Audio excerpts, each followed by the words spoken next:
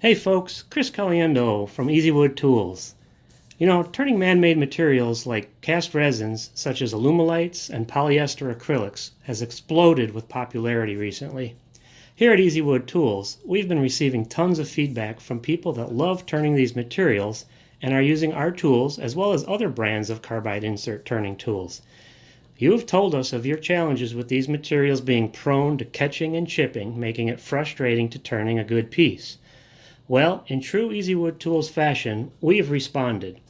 On August 1st, Easywood Tools will introduce our brand new line of Negative Rake Carbide inserts designed specifically for turning man-made, hard, and difficult to turn resin materials.